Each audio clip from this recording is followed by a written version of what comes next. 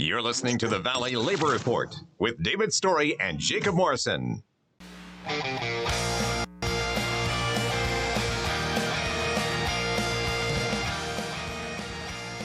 Good morning, folks. This is the Valley Labor Report. My name is Jacob Morrison, here with my co-host David Story. So for the first hour of the program, we were talking to a couple of nurses from Pennsylvania. If you missed that, don't worry. You can still watch it. Search the Valley Labor Report on YouTube, and it's there. So there you go. Your problem's solved, and you should. David and I were talking. That was one of our favorite interviews that I think best so far. Yeah, it was great. It was really great. Highly recommend going back and watching that. But now we want to do some union myth busting. So this is going to be fun. And if you have any questions about unions that you want to ask us, you can give us a call, 1-866-494-9866. That's 1-866-494-WVNN. Give us a call if you've got some questions about unions, and we'd talk to you. We'd love to talk to you. But it was wonderful to hear them talk about the blending of a left and right wing. I mean, just completely different spectrums of the political world, and I mean, it sounded like they were really brothers. Yeah, they were truly brothers in arms.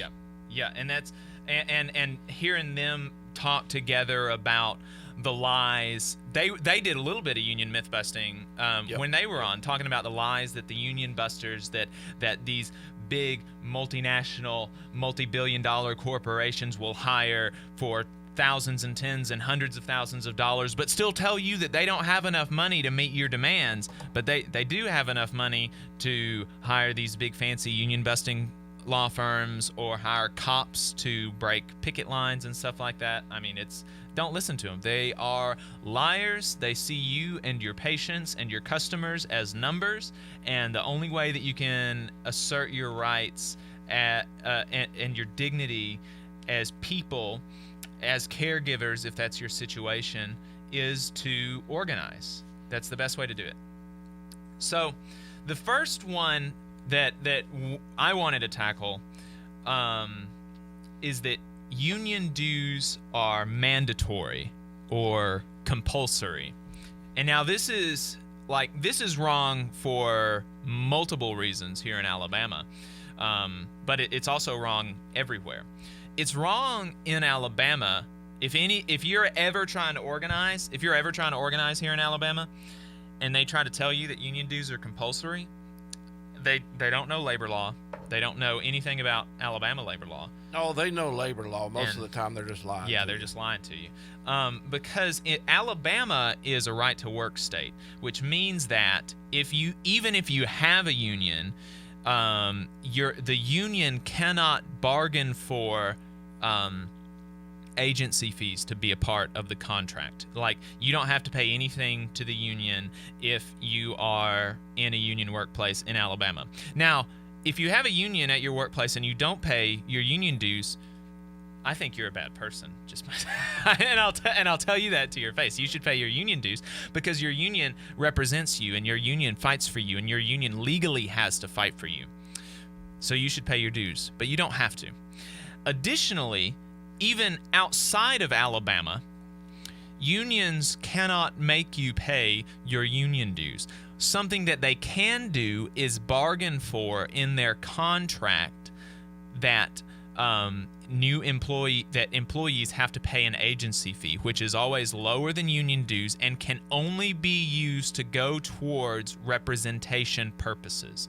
So that's the only thing that unions could ever and they're not even making you do it. They can't even make anybody do it. They can bargain for that to be in the contract. If the employer doesn't want that to be in the contract, they can say no. And if the union doesn't have the strength to put that in the contract, then they're out of luck. There's nothing that they can do.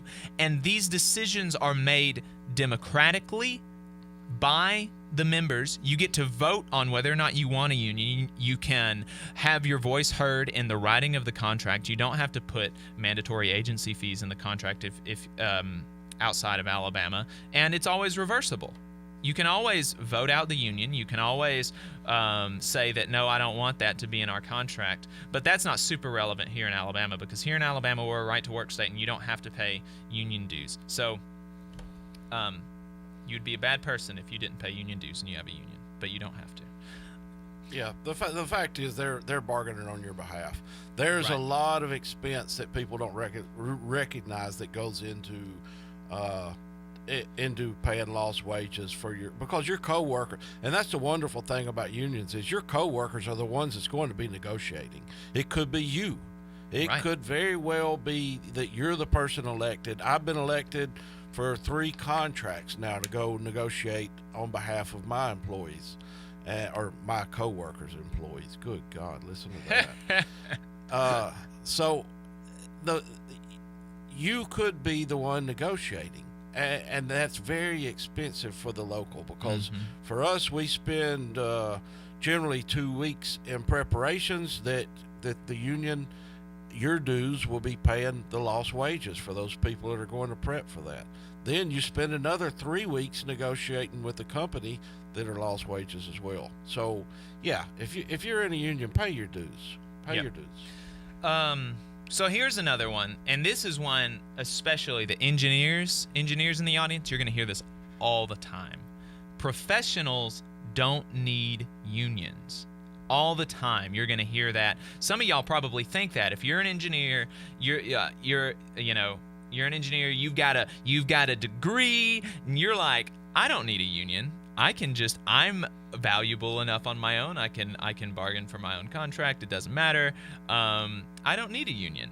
And that's just silly. You're just silly. The numbers are there. You're always more powerful in numbers. That's exactly right. And it is more than about money.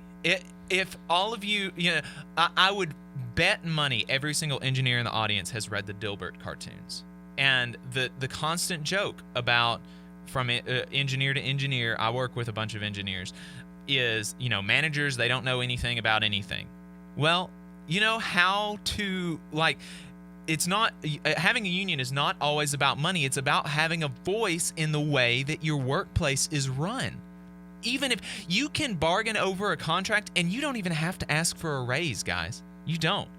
I would if I were you. I think everybody deserves to make more money, but you don't have to. It can just be about the way that your workplace is run. Sick days. That's big right now. Yeah. Vacation, working hours. What time are you coming in? What time are you leaving?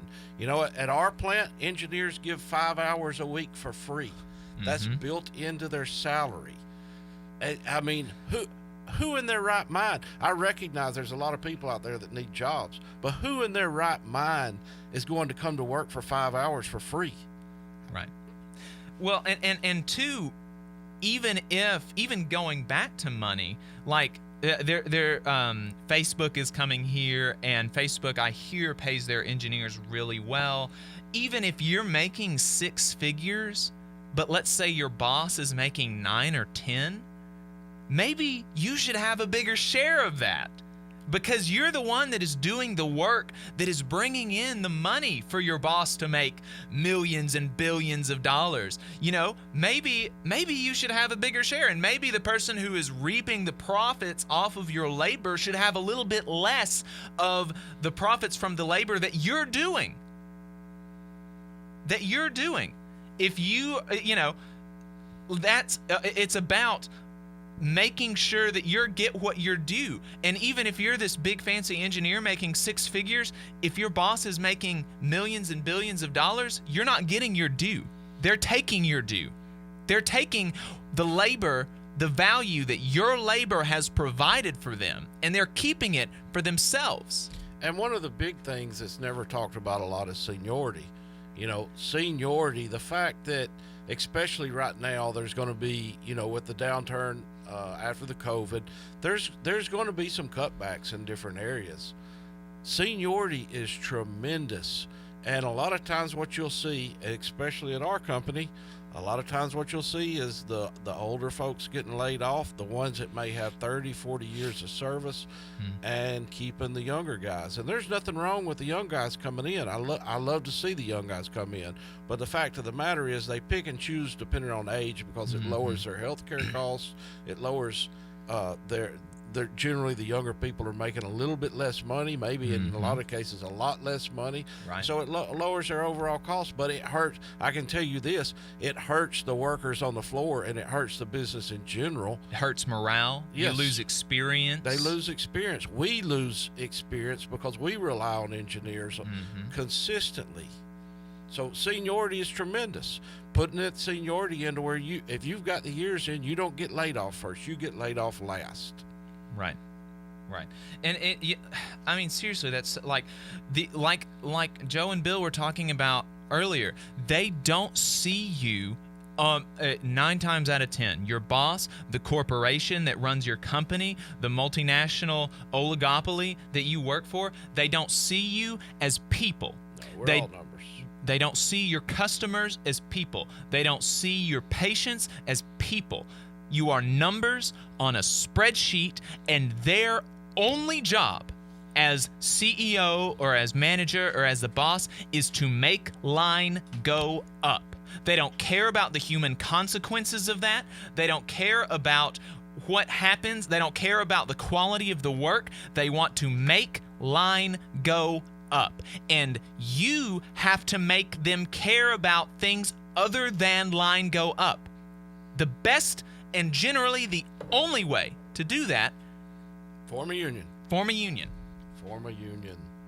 And while we're talking about unions, it's important to point out, like they were talking about, the nurses was talking about earlier, they have the support from a higher up union, whether it be business representatives or territory staff or things like that. They have the support and the knowledge to help people on the floor. But the union is us.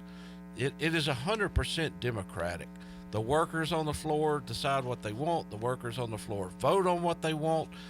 There's nobody telling the workers, you got to do this, you got to do that.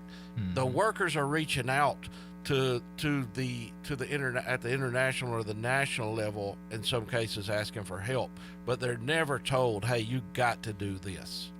Right. And that's so important. And you can, there are so many different unions out there that have slightly different governance models that are more or less democratic, that are more this or less this. You can, as members of your workplace, you can choose the union that you want to represent you. You can choose, you get to create your contract. You, the members, the workers, are the creators of the union. If you don't like this particular thing about the way that unions are portrayed in the media, or the way that your boss wants you to think that unions operate, you can just choose not to do it. You can just choose not to do it. There's nobody that is going to make you do anything as a union. Nobody can. Nobody can make you be represented by this union or that union or do this or that thing. It is up to you. And with 30 seconds left to go, let's clear this up real quick. There is no union in the world going to force you to go on strike. Right. You vote to go on strike yourselves. This is the Valley Labor Report. One more segment. Stay tuned.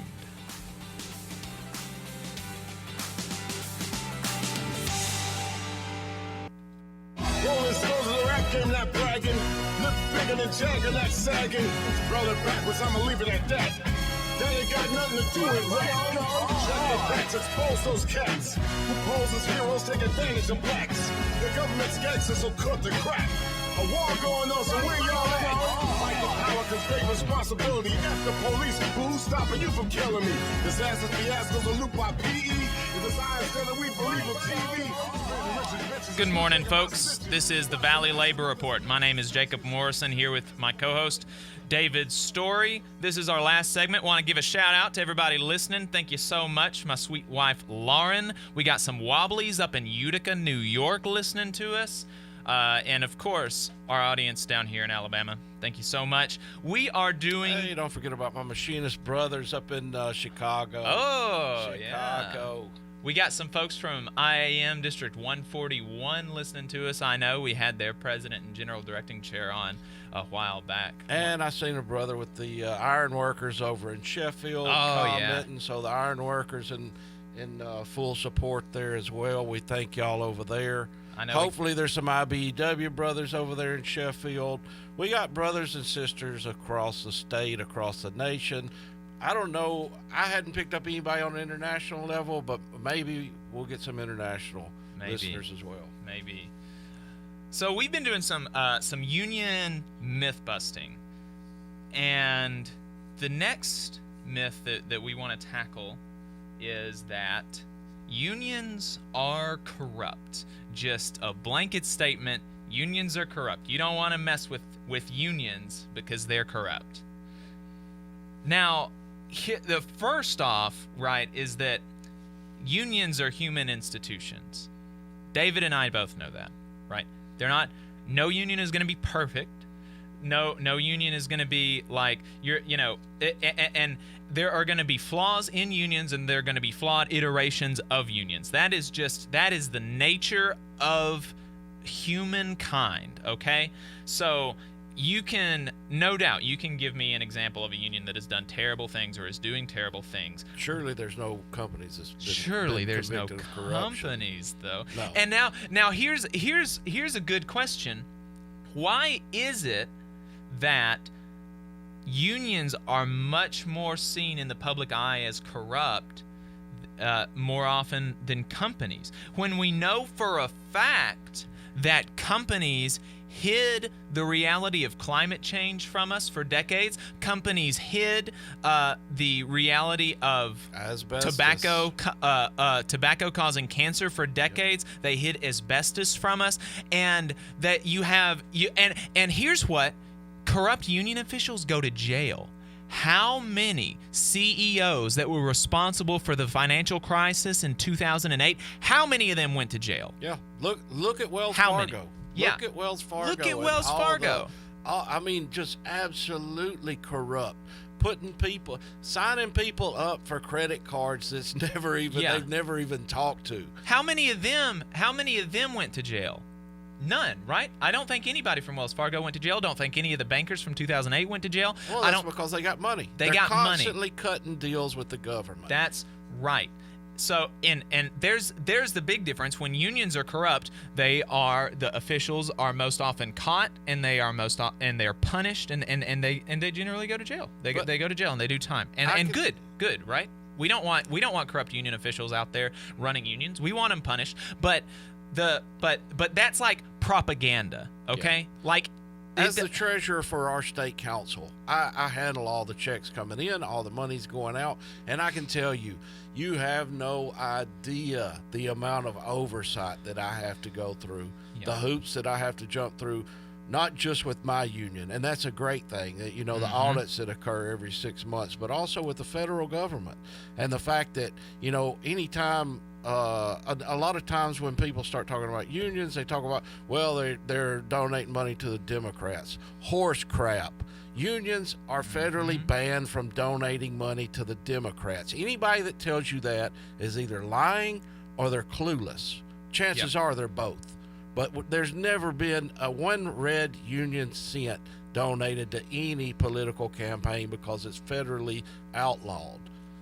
Yeah, and so that's an important thing to keep in mind when you hear about union corruption. But that being said, where union corruption is present, it almost always starts with the employer, right? We've been reading about the UAW, that the corruption that's been going on there for years. And who are they corrupt with? They're corrupt with the people on the board of the big three. That's who they're corrupt with. It starts with the employer, because if they don't want a union, but if they have to have a union, they would much prefer to buy them off and to keep them complacent, keep the officials complacent, the members unheard. And so here's a good way to fix a corrupt union, or to not be a part of a corrupt union. Pick a Democratic union, or make your union more Democratic, because the members do not want their money going to fund big fancy ski resorts or whatever for their union officials. They want their money to go towards fighting for themselves and working people across the nation. And so the more say that they have over their union, the less corrupt it is. A lot of times what happened with UAW though, I guarantee you, I don't know the exacting details, but I guarantee you if they had been jumping through the hoops that we jumped through consistently as far as 6-month audits of the books, that would have never happened. But the fact is, even in unions, people get complacent. They say, let somebody else handle it. After a few years of somebody else handling it, so people in their nature tend to get greedy. The guy sitting there thinking, well, they'll never see this, they'll never see that. But the fact is, had the union members in that specific incident been doing audits as they should, they would have caught that immediately. Right. Here's another one. Unions are old-fashioned. We've only got a little bit to talk about this, so we'll try to knock it out pretty quick. But the thing is that they say unions are old-fashioned. They were once needed, but they're not needed anymore. It doesn't really matter. And that's just silly. So many of these are just silly if you just stop and think about them for a second. So look at income and wealth inequality since the 70s and 80s. And what do you see? You see the gulf just breaking open between the rich and the normal folks. And you can correlate that directly with the decrease in union density in America. They are as relevant today as they have ever been. The gap between the rich and the not rich is wider than it has ever been since right before the Great Depression in the 30s. And what brought that into alignment? What was it after the Gilded Age that brought the insane wealth of the robber barons to heel? What was it that made them share their wealth with their workers? It was unions. So what is going to make the robber barons of today share their wealth? The only answer is unions. Join a union, folks. Organize. Thanks for listening. This is the Valley Labor Report. You can find us online, Facebook, Twitter, YouTube, all at the Valley Labor Report. If you'd like to support us, you can go to patreon.com/the Valley Labor Report. Thank you so much for listening. We will be back next week.